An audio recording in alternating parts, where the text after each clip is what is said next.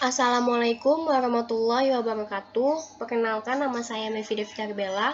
Saya mahasiswi dari Universitas Yarsi, Fakultas Ekonomi dan Bisnis Angkatan 2019.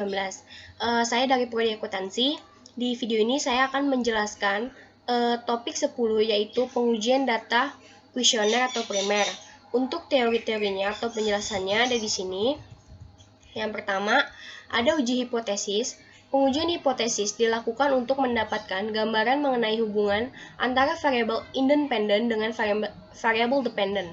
Variabel dependen dalam penelitian ini adalah prestasi praktikum aplikasi software SPSS atau Y, sedangkan variabel independen dalam penelitian ini adalah kemandirian belajar atau X1 dan motivasi berprestasi atau X2. Dalam penelitian ini, pengujian hipotesis dilakukan dengan cara, di sini itu ada 3 cara. Yang pertama ada analisis regresi linear berganda, kemudian yang kedua ada pengujian parsial atau uji statistik T, dan pengujian simultan atau uji statistik F dalam analisis regresi linear berganda. Dan yang terakhir itu ada uji koefisien determinasi R-square dalam analisis regresi linear berganda. Lalu di sini ada analisis regresi linear berganda. Nah, menurut Purwanto tahun 2004, analisis regresi linear berganda atau multiple regression yaitu banyak faktor dipengaruhi lebih dari satu variabel yang dapat digunakan untuk mengetahui pengaruh dari beberapa variabel bebas atau independen terhadap variabel tidak bebas atau dependen. Kemudian di sini ada analisis regresi linear berganda. Persamaan regresi untuk penelitian ini yaitu rumusnya, di sini ada rumusnya, Y sama dengan alfa ditambah beta 1 dikali X1 ditambah beta 2 dikali X2 ditambah E. Nah, keterangannya itu Y itu prestasi praktikum aplikasi software SPSS, alfanya itu nilai konstanta, beta 1-nya itu koefisien variabel X1, beta 2-nya itu koefisien variabel X2, X1-nya itu kemandirian belajar, X2-nya itu motivasi berprestasi, dan E-nya itu error atau variabel pengganggu. Di sini ada bagan hubungan antara variabel independen dan variabel dependen.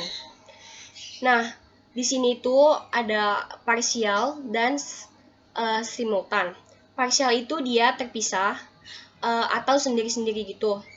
Nah, di sini itu kan ada kemandirian belajar terhadap prestasi praktikum aplikasi software.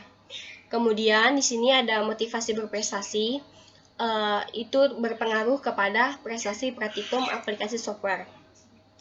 Lalu untuk yang simultan ini, dia itu pengaruh variabelnya secara bersamaan. Jadi kemandirian belajar dan motivasi berprestasi ini X1 atau X2-nya itu dia bersamaan terhadap prestasi praktikum aplikasi software SPSS atau Y-nya. Di sini ada pengujian simultan atau uji statistik F dalam analisis regresi linear berganda. Menurut Gojali tahun 2016 menyatakan bahwa pada dasarnya uji statistik F menunjukkan apakah sebuah variabel independen yang dimasukkan dalam model mempunyai pengaruh secara simultan atau bersamaan terhadap variabel dependen. Kemudian di sini ada pedoman pengambilan keputusannya. Rumus hipotesis penelitiannya itu dalam analisis regresi yaitu H0 sama dengan hipotesis ini menunjukkan data secara simultan atau individu tidak berpengaruh yang signifikan antara variabel X1 dengan variabel X2 dengan variabel Y. Kemudian H1-nya itu hipotesisnya menunjukkan data secara simultan atau individu berpengaruh yang signifikan antara variabel X1 dan variabel X2 dengan variabel Y. Di sini tingkat signifikannya itu alfa sama dengan 0,05. Rumus untuk mencari nilai F tabel yaitu rumus uji statistik F atau uji F simultan dalam analisis regresi itu di sini ada F tabel. rumusnya itu sama dengan K titik koma N dikurang K. Nah, keterangannya itu K-nya itu sama dengan jumlah variabel independen dan N-nya itu jumlah sampel yang digunakan. Tingkat kepercayaan penelitian atau probabilitasnya itu alfa sama dengan 0,05. Pengujian simultan atau uji statistik F dalam analisis regresi linear berganda. Dasar pengambilan keputusan untuk uji F ini ada dua. Yang pertama itu dia berdasarkan nilai F hitung dan F tabel. Jika nilai F hitung lebih besar dari F tabel, maka variabel bebas berpengaruh terhadap variabel terkait. Tapi jika nilai F hitung lebih kecil dari F tabel, maka variabel bebas tidak berpengaruh terhadap variabel terkait. Kita bisa lihat pada tabel ANOVA pada kolom degree of freedom atau DF-nya pada baris residual dan kolom F pada baris regression. Kemudian yang kedua itu berdasarkan nilai signifikasi hasil output SPSS. Jika nilai SING lebih kecil dari 0,05, maka variabel bebas berpengaruh signifikan terhadap variabel terkait. Tapi jika nilai SING lebih besar dari 0,05, maka variabel bebas tidak berpengaruh signifikan terhadap variabel terkait. Bisa dilihat pada tabel ANOVA pada kolom SING. Kemudian, untuk pengujian partial atau ujian statistik T dalam analisis regresi linear berganda, menurut Gojali tahun 2016, uji statistik T pada dasarnya menunjukkan seberapa jauh pengaruh satu variabel penjelas atau independen secara individual dalam menerangkan variasi-variasi variabel dependen. Uji signifikan T berguna untuk mengetahui pengaruh variabel X secara parsial atau sendiri-sendiri atau terpisah satu sama lain terhadap variabel Y. Untuk pedoman pengambilan keputusannya, rumus hipotesis penelitian dalam analisis regresi yaitu sama H0 sama dengan hipotesis menunjukkan data secara parsial atau individu tidak berpengaruh yang signifikan antara variabel X1 dan variabel X2 dengan variabel Y. Kemudian H1-nya sama dengan berarti secara parsial atau individu berpengaruh signifikan antara variabel X1 dan X2 dengan variabel Y. Tingkat signifikasinya itu alfa sama dengan 0,05.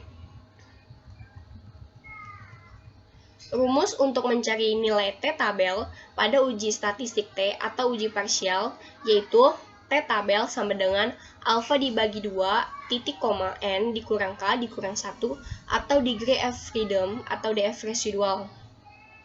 Keterangannya, alfa sama dengan tingkat kepercayaan penelitian atau probabilitasnya itu alfa sama dengan 0,05. N-nya itu jumlah sampel yang digunakan, K-nya itu jumlah variabel independen, DF-nya itu atau degree of freedom-nya itu dia derajat kebebasan nilai residual. Di sini pengujian parsial uji statistik T dalam analisis regresi linear berganda itu ada dua cara pengambilan keputusan untuk uji T dalam regresi ini. Yang pertama, berdasarkan nilai T hitung dan T tabel. Jika nilai T hitung lebih besar dari T tabel, maka variabel bebas berpengaruh terhadap variabel terkait. Tapi, jika nilai T hitung lebih kecil dari T tabel, maka variabel bebas tidak berpengaruh terhadap variabel terkait. Dapat dilihat pada tabel koefisien pada kolom T. Dan yang kedua itu berdasarkan nilai signifikasi hasil output SPSS.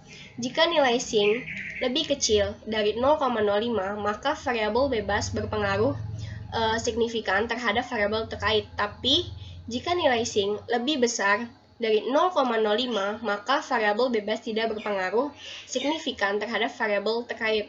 Di sini dapat dilihat pada tabel koefisien pada kolom SING.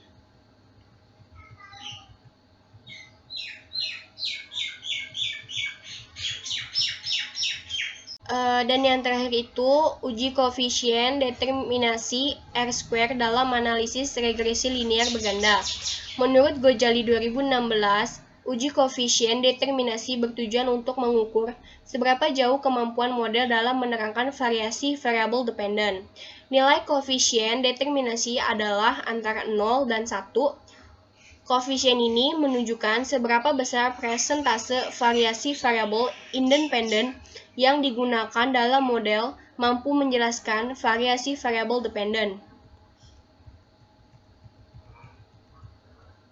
Untuk pengambilan keputusannya bisa dilihat dari tabel model summary pada kolom R² dan adjust R².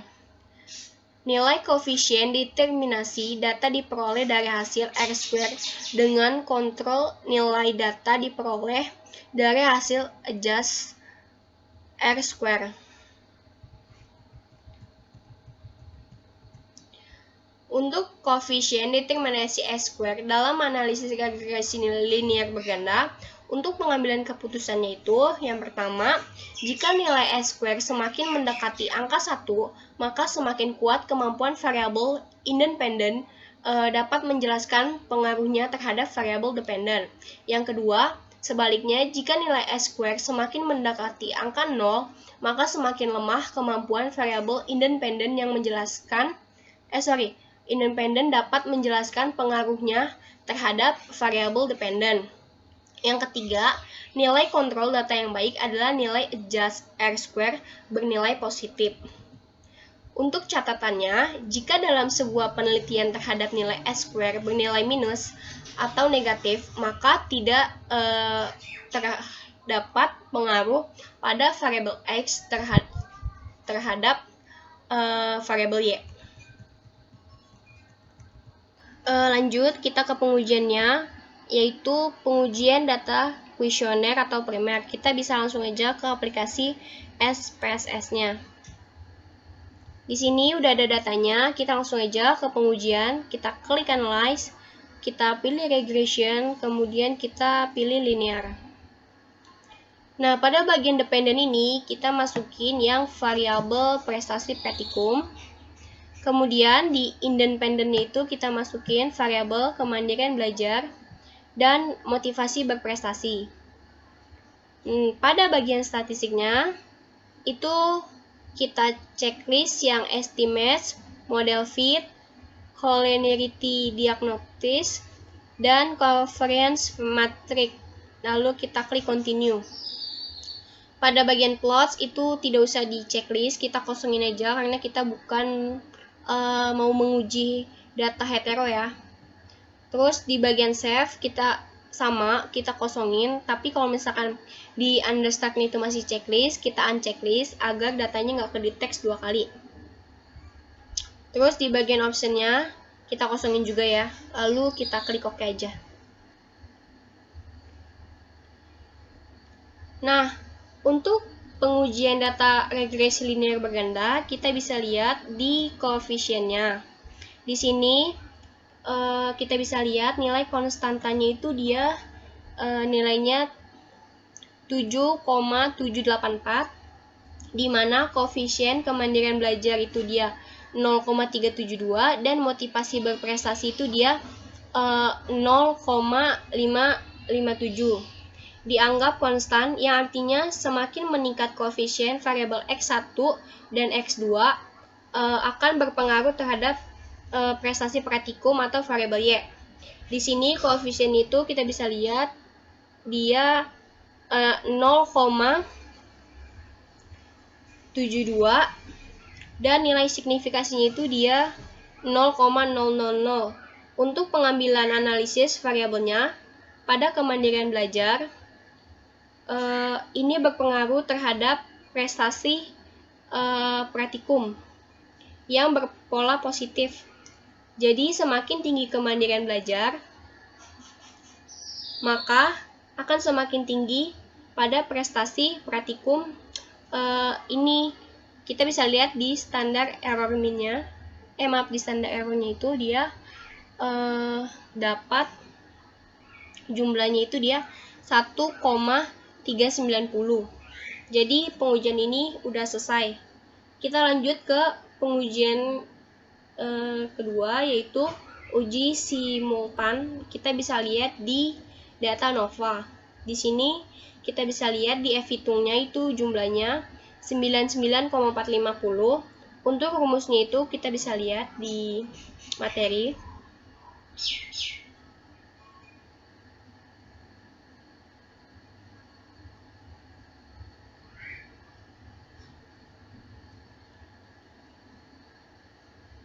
Nah, untuk rumusnya itu F tabel sama dengan K titik koma N dikurang K. Di sini dependennya itu dia 2. Kita bisa lihat 2 itu dari kemandirian belajar dan motivasi berprestasi. Untuk N-nya bisa kita lihat di jumlah data view, itu dia berjumlah yang mengisinya itu dia ada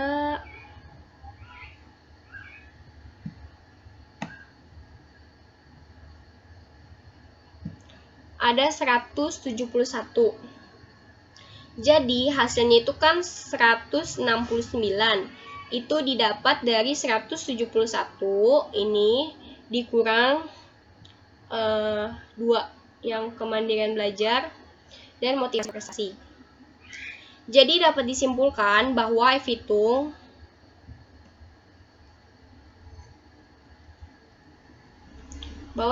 itu dia lebih kecil dari F-tabel, maka variabel bebas tidak berpengaruh terhadap variabel terkait. Untuk hipotesisnya, itu yang diterima adalah H1, karena signifikasinya itu kan dia 0,000, tetapi itu nilai keputusannya itu kan dia 0,05.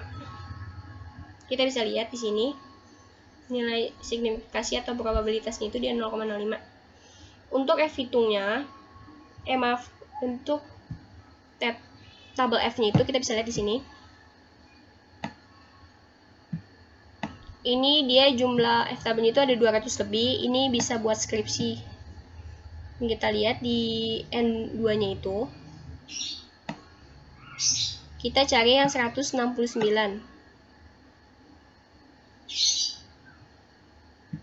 Oke. Di sini udah ada. Dia dapat 3,05.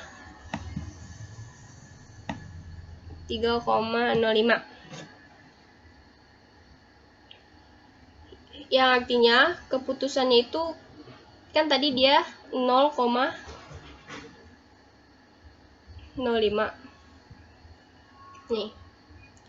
Jadi hipotesis yang diterima itu dia H1 karena secara signifikan yang tadi itu dia lebih kecil dari 0,05. Jadi variabel kemandirian belajar dan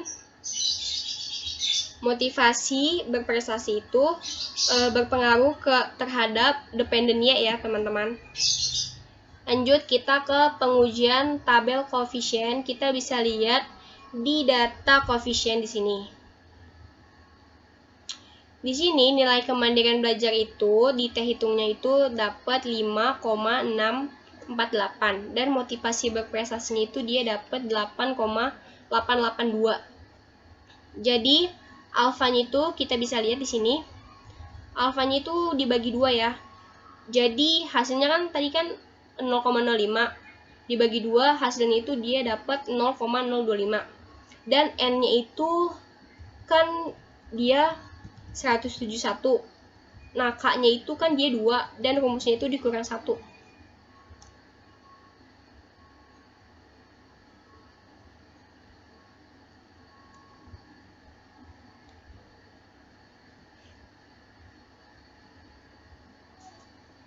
Nah, untuk rumusnya kan ini. T-tabel sama dengan alfa dibagi 2, titik koma, N dikurang K dikurang 1. Jadi 171 ini dikurang 2 yang ini kemandirian belajar dan motivasi berprestasi dikurang 1. Dia memperoleh hasil 168. jadi 0,25.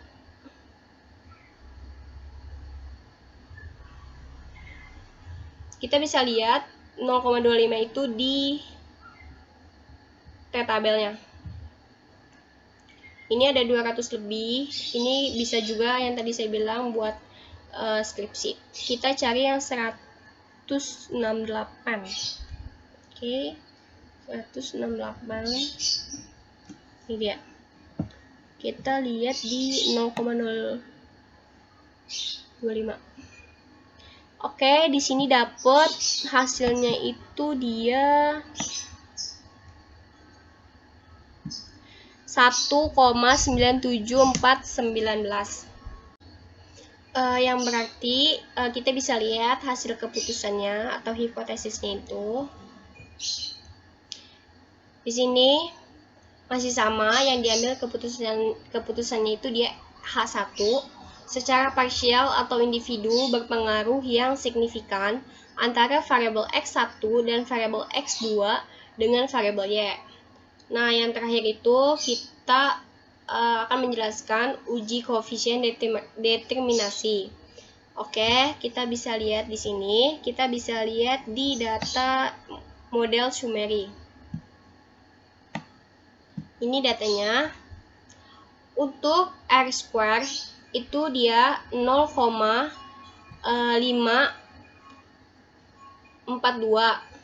dan R-nya itu dia 0,736.